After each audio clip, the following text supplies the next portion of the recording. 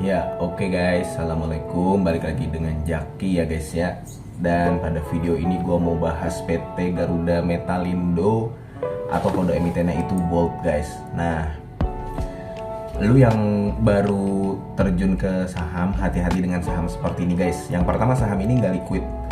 Jadi kalau misalkan lu beli dalam jumlah banyak, biasanya harga sahamnya akan naik karena nggak liquid gitu guys. Nah, ketika lu punya barangnya lu punya banyak dan lu mau menjual pun itu nanti akan mempengaruhi harga sahamnya, jadi harga sahamnya turun. Nah, ini untuk Bolt.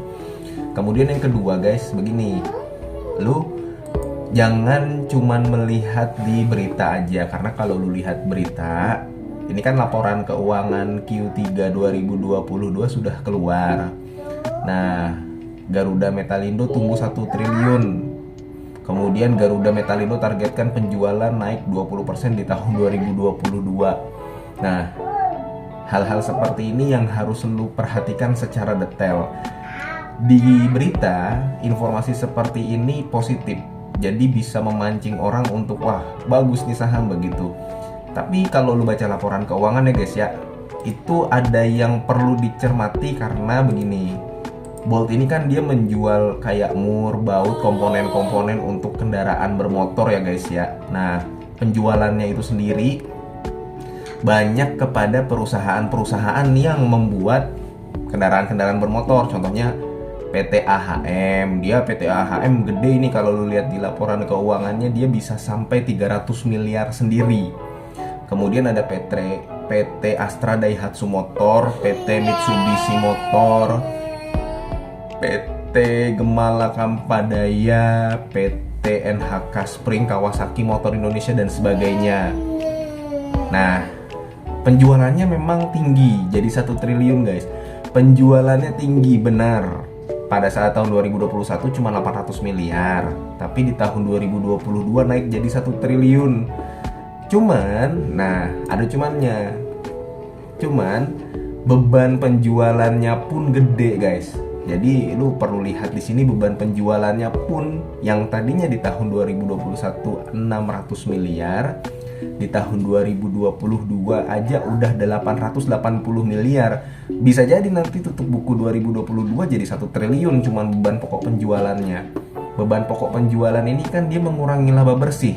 Dan kalau lu lihat di laporan keuangannya, beban pokok penjualan yang paling besar, kenapa beban pokok penjualannya itu besar banget, ini ada di catatan nomor 27 guys ya. Lu bisa langsung lihat. Yang paling besar ini adalah pembelian. Jadi dia kalau misalkan mau membuat baut, mau membuat komponen-komponen itu kan dia perlu membeli dulu guys ya, ada bahan bakunya kemudian dia olah. Nah, itu juga cukup besar. Dan di sini ada kerugian selisih kurs guys. Jadi si perusahaan yang beli dari dia ini guys, beli dari Bolt ini, dia menggunakan transaksinya dengan euro. Nah, ini yang perlu lu perhatikan. Ini cuma salah satu aja guys ya, salah satu contoh, dan lu perlu memperhatikan ini di semua perusahaan. Karena si Bolt ini menggunakan euro dan mata uang euro saat ini sedang dalam penurunan.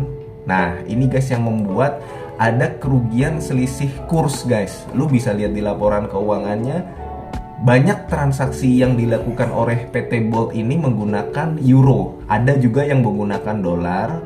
Tapi karena konsumennya ini rata-rata adalah perusahaan asing kan, kan kalau misalkan di sini kan banyak perusahaan asing, jadi dia menggunakan mata uang euro yang cukup banyak guys. Nah, seperti itu.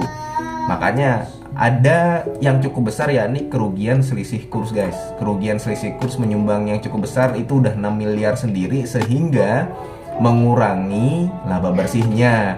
Jadi walaupun pendapatannya naik sampai 1 triliun, tapi laba bersihnya itu sendiri turun. Yang tadinya di tahun 2021 ada laba bersihnya 36 miliar, di tahun 2022 itu ada 24 miliar, jadi turun. Wajar harga sahamnya turun. Jadi sekali lagi guys, lu gue sarankan perlu melihat laporan keuangan, karena detail-detail yang tadi gue sebutkan itu bisa ditemukan di laporan keuangan. Dan dengan laporan keuangan lu bisa tahu kira-kira sahamnya ini akan naik atau akan turun. Kalau misalkan lu lihat dari hal ini berpotensi akan turun guys. Di sini aja lah beban operasionalnya, beban penjualannya udah gede. Nanti tutup tahun 2022 kalau si perusahaan tidak melakukan efisiensi bisa makin gede kayak begitu. Oke, sekian aja video yang gue buat, mudah-mudahan bisa bermanfaat. Itu tadi adalah dari PT Bolt ya guys ya. Ini bukan ajakan jual atau beli suatu saham. Semoga ini bisa bermanfaat sebagai salah satu sumber referensi lu. Dan mudah-mudahan kita ketemu lagi di video selanjutnya. Mohon maaf guys ya, di videonya ada beberapa kali suara anak gue. Gue akhiri, wassalamualaikum warahmatullahi wabarakatuh.